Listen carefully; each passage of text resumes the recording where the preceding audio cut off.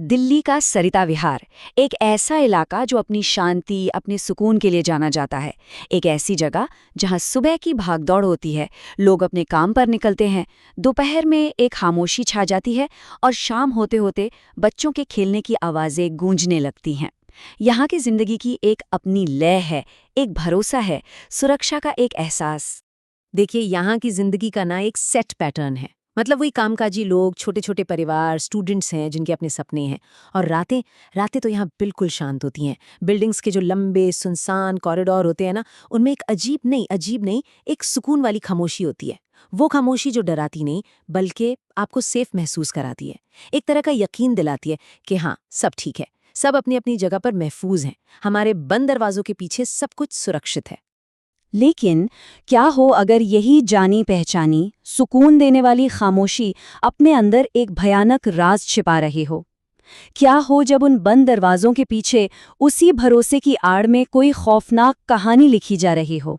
आज हम एक ऐसे ही जुर्म की उन परतों को खोलेंगे जिसने ना सिर्फ एक इलाके को बल्कि हम सबको ये सोचने पर मजबूर कर दिया कि हम वाकई में कितने महफूज हैं। तो कहानी शुरू होती है इसी धोखेबाज खामोशी से। एक बिल्कुल मामूली सा दिखने वाला किराए का फ्लैट और उसके बंद दरवाजे के पीछे एक 35 साल की माँ और उसकी छोटी सी बेटी एक ऐसे खौफनाक जुर्म का शिकार बन गईं जिसकी कोई कल्पना भी नहीं कर सकता। और सबसे डरावनी बात यह है कि ये सब उस एक जगह पर हुआ जिसे हम और आप दुनिया में सबसे महफूज मानते हैं, अपना घर। उस बच्ची की उम्र सिर्फ 6 साल थी। जरा रुककर सोचिए, 6 साल। ये वो उम्र है जब दुनिया एक कहानी जैसी लगती है, जिसमें सिर्फ खिलौने होते हैं, परियां होती हैं और माँ का प्यार होता है। उस मासूमियत को, उस भरोसे को इतनी बेरहमी से खत्म कर दिया गया। ये सोचना भी दिल दहला देता है।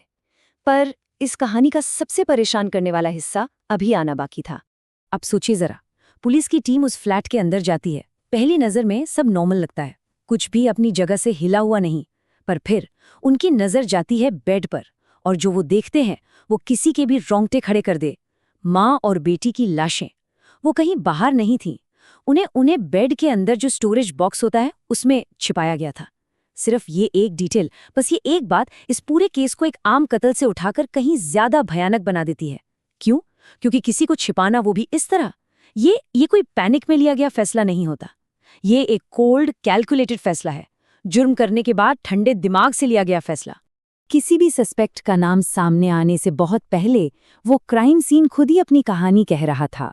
इन्वेस्टिगेटर्स के लिए वहां मौजूद हर चीज एक पहेली का हिस्सा थी, और ये सारे हिस्से मिलकर एक बहुत ही डरावनी तस्वीर बना रहे थे। चलिए समझने की कोशिश करते हैं कि उस बंद कमरे में क्या राज छिपे थे। तो जांच में 3 बातें सबसे पहले सामने आईं और ये तीनों मिलकर एक ही तरफ इशारा कर रही थीं। पहली बात, घर में जबरदस्ती घुसने का कोई निशान नहीं था। मतलब दरवाजा तोड़ा नहीं गया, कोई ताला नहीं टूटा। इसका सीधा मतलब था आने वाला या तो चाबी लेकर आया था या फिर उसके लिए दरवाजा खोला गया था। दूसरी बात, कमरे में ज्यादा सामान बिखरा नहीं था, कोई लड़ाई झगड़े या संघर्ष के निशान नहीं थे।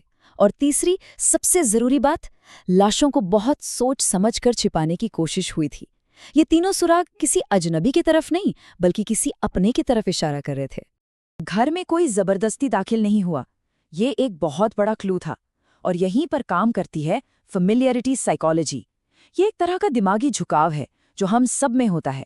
हम अजनबियों को लेकर हमेशा सतर्क रहते हैं, लेकिन जैसे ही कोई जाना पहचाना चेहरा सामने आता है, हमारा डिफेंस सिस्टम, हमारा सुरक्षा कवच अपने आप नीचे चला जाता है। हम मान लेते हैं कि अरे ये तो अपना ही है, इससे क्या खतरा। और शायद यही इस केस का सबसे खौफनाक पहलू है कि उस माँ ने खुद ही बिना किसी शक के अपने कातिल के लिए दरवाजा खोला होगा। अब फिजिकल सबूतों से जरा आगे बढ़ते हैं और उस इंसान के दिमाग में झांकने की कोशिश करते हैं जिसने ये सब किया। कातिल के एक्शंस में एक अजीब सा विरोधाभास था। एक तरफ एक बेहद क्रूर, हिंसक काम और दूसरी तरफ सबूत मिटाने की एक बहुत ही सोची समझी, ठंडे दिमाग वाली कोशिश। तो वो था कौन? गुस्से में पागल एक इंसान या एक शातिर प्लानर? यही सवाल इन्वेस्टिगेटर्स के लिए सबसे बड़ी पहेली थी। तो सवाल यही था कि ये सब अचानक हुआ या पहले से प्लान किया गया था। चलिए इसको ऐसे समझते हैं। अगर ये सिर्फ अचानक आए गुस्से का नतीजा होता तो क्राइम सीन कैसा दिखता? चीजें टूटी-फूटी होती, सामान बिखरा होता और कातिल शायद घबराहट में कई सुराग छोड़कर भाग जाता। लेकिन यहाँ क्या हुआ? सीन काफी हद तक कंट्रोल में था और सबसे बड़ी बात, लाशों को छुपाया गया था। ये किसी प्लानिंग की तरफ इशारा करता है। ये ठंडे दिमाग का काम है। शुरुआती रिपोर्ट्स में मौत की वजह गला घोंटना बताई गई। अब फोरेंसिक साइकोलॉजी में इस तरीके को कत्ल का एक बेहद पर्सनल तरीका माना जाता है। ये कोई दूर से चलाई गई गोली नहीं है। इसमें कातिल को अपनी शिकार के बिल्कुल करीब जाना पड़ता है। उसे अपनी आंखों के सामने अपनी पूरी ताकत लगाकर मिनटों तक मौत से लड़ते हुए देखना पड़ता है। ये एक बहुत ही क्रूर और सीधा टकराव है।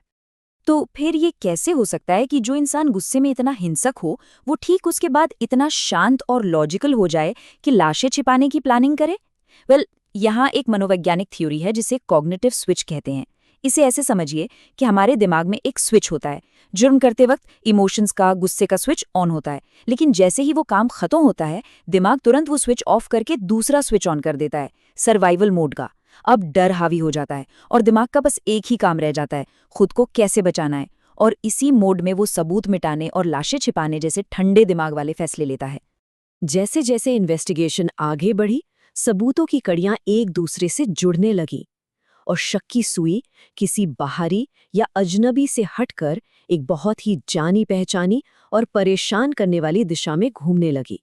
और फिर वो नाम सामने आया। पुलिस का जो प्राइम सस्पेक्ट था वो कोई लुटेरा या अजनबी नहीं था, वो उसी बिल्डिंग में रहने वाला एक 35 ईयर का पड़ोसी था। जरा सोचिए, एक पड़ोसी जिससे आपका रूटीन पता है, आप कब घर पर होते हैं, कब बाहर जाते हैं, सब पता है। वो बिल्डिंग के चप्पे चप्पे से वाकिफ है।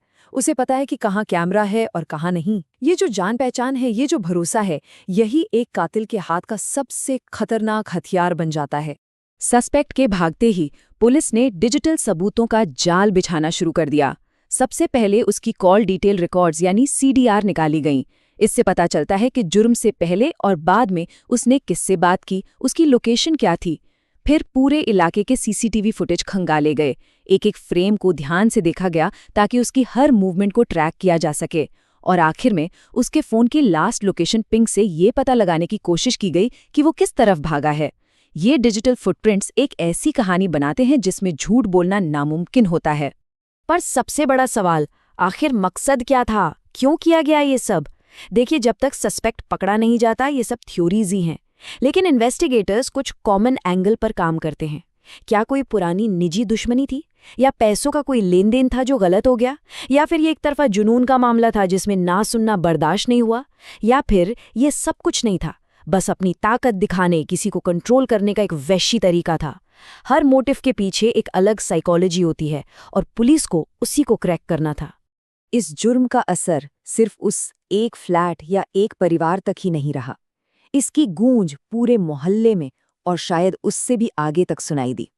इस एक घटना ने हमारे समाज में सुरक्षा और भरोसे जैसे कई बड़े सवाल खड़े कर दिए। इस घटना के बाद हुआ ये कि उस शांत इलाके में एक डर का माहौल बन गया। लोग अचानक से अपनी सुरक्षा को लेकर बहुत ज्यादा फिक्रमंद हो गए। जो पड़ोसी कल तक लिफ्ट में मुस्कुराकर मिलते थे, अब एक दूसरे को शक की नज़र से देखने लगे। सबके मन में एक ही सवाल था, जिसके बगल में मैं रह रहा हूं, क्या वो महफूज है? भरोसे की वो जो एक महीन सी डोर होती है, जो एक कम्युनिटी को बांध कर रखती है, वो कहीं ना कहीं कमजोर पड़ गई। और ये केस ना शहरी जिंदगी की एक कड़वी सच्चाई को सामने लाता है। अपार्टमेंट्स में रहते हुए हम एक दूसरे से परिचित तो हो जाते हैं, हम फेमिलियर हो जाते हैं, पर हम एक दूसरे को गहराई से नहीं जानते। हमें शायद अपने पड़ोसी का नाम पता हो, ये पता हो कि उनके बच्चे कहाँ पढ़ते हैं, लेकिन हमें ये नहीं पता होता कि उनके बंद दरवाजों के पीछे क्या चल रहा है, उनके दिमाग में क्या चल रहा है। और यहीं आकर ये कहानी हमें एक बहुत ही ज़रूरी सवाल पर छोड़ जाती है कि हम सच में उन लोगों को कितना जानते हैं जो हमारे ठीक बगल वाले घर में रहते हैं। क्या हमारी रोज की हाय हेलो किसी को जानने के लिए काफी है, या फिर हम सब बस एक अनजाने भरोसे के सहारे जी रहे हैं? इस पूरे कहानी से एक बात तो साफ है, खतरा हमेशा किसी डरावने चेहरे के साथ किसी अंधेरी गली से नहीं आता। कभी कभी वो हमारे सबसे जाने पहचाने चेहरों के पीछे, हमारे सबसे महफूज माहौल में खामोशी से हमारे साथ रह रहा होता है। जरूरत है तो बस थोड़ा और सतर्क रहने की और अपनी गट फीलिंग को कभी भी नजरअंदाज न करने की।